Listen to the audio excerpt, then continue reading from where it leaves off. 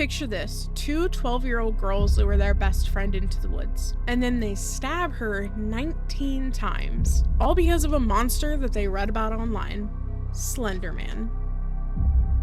This isn't a horror story, this really happened.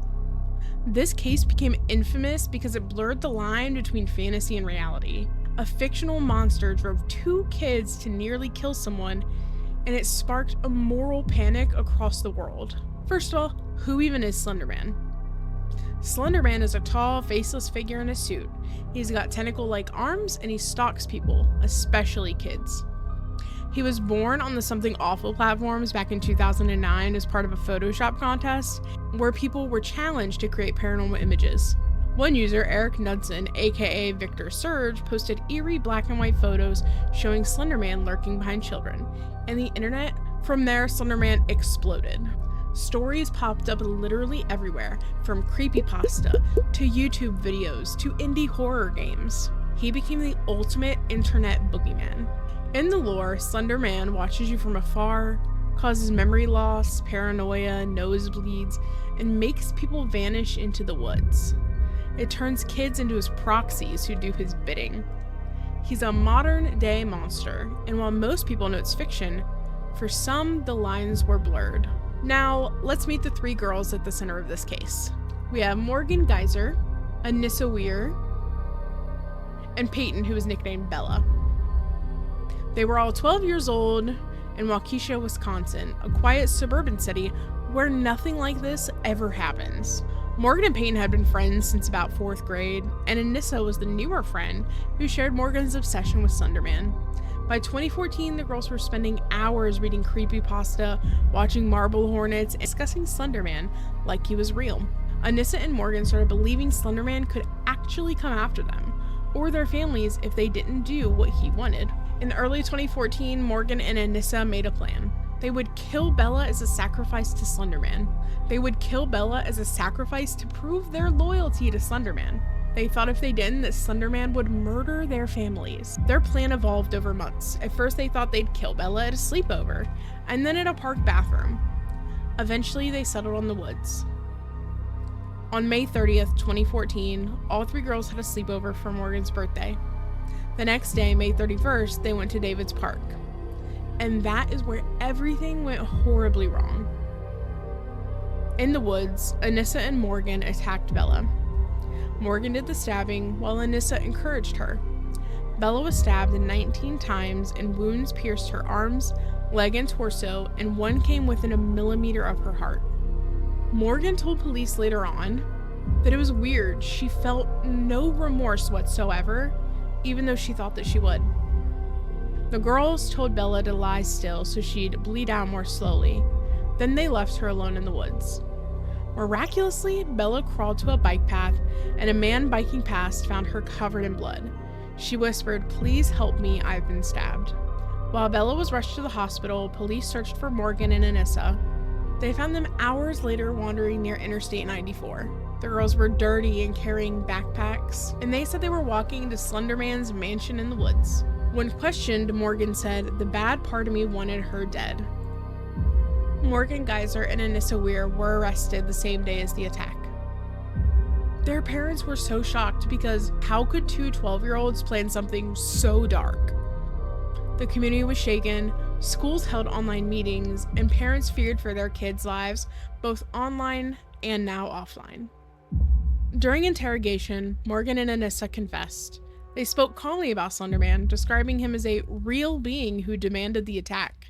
Morgan said, "Slender Man was watching me, and if I didn't listen, he'd hurt my family." Psychologists evaluated both girls and diagnosed them with early onset schizophrenia and shared psychosis, a rare condition where two people will share the same delusional beliefs. Experts said their intense obsession with Slender Man fueled their break from reality. The case became a media frenzy, and attorneys debated on whether girls should be tried as juveniles or adults. Public opinion was split. Some saw them as victims of mental illness. Others feared leniency. In 2017, Morgan Geyser pled guilty to attempted second-degree homicide and was sentenced to 40 years in a mental health institution. Anissa Weir pleaded guilty to first-degree reckless homicide and was sentenced to 25 years in a mental health facility. Bella recovered physically, but faced years of therapy for trauma. She has since spoken publicly, urging others to be aware of mental health issues. News outlets sensationalized the case, linking it directly to creepypasta culture. Some blamed violent video games and the internet for corrupting our children. But experts argue the case was more about untreated mental illness and the family dynamics than just horror stories. The Slenderman stabbing sparked fierce debates about internet safety. Many schools banned online horror stories, and parents started monitoring their children's internet. It raised a lot of tough questions, like how much do online myths impact young minds, and can horror stories be harmful or helpful? Creepypastas are user-generated horror stories, and they're shared on forums and social media, and Slenderman was one of the most famous creepypastas. The stories very often blur fiction and reality, and some teens do take them very seriously. The YouTube series Marble Hornets expanded Slenderman's lore. It used found footage style to build suspense and mystery. Slenderman inspired indie games, movies, and countless fan creations. The character became a modern myth for the digital age. Humans are wired to seek thrills. Fear releases adrenaline, dopamine, and endorphins, and horror stories help us explore danger safely.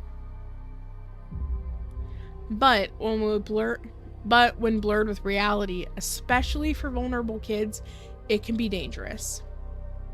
Morgan and Anissa's case showed how these shared delusions can be reinforced online. They fed into each other's Slenderman beliefs. Online horror forums can sometimes escalate fears into dangerous actions. As a horror fan myself, I am fascinated by the amount of power these stories can really get, but this case is a very, very grim reminder that these stories can hurt you if they're taken too seriously. Mental health awareness and internet education are crucial when exploring these different horror stories. Slenderman then opened the door for countless other creepypastas. Take Jeff the Killer, a pale-faced psychopath with a carved smile. Or Smile Dog, an eerie dog image said to curse viewers. These stories all share a digital birth, spreading fast and mutating with each retelling. But Slenderman did not stay on forums. He appeared in indie games like Slender the 8 Pages, Slender the Arrival. There was even a 2018 movie which got very mixed reviews, but continued to keep this legend alive.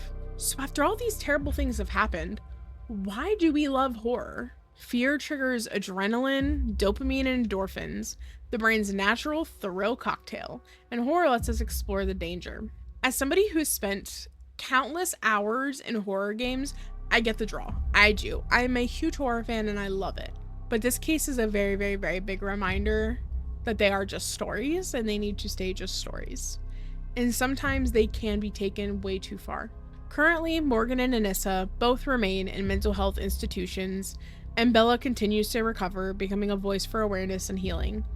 Thanks for hanging out with me while we deep dove into this chilling story. If you found this entertaining, make sure to hit the subscribe button and like for more creepy content.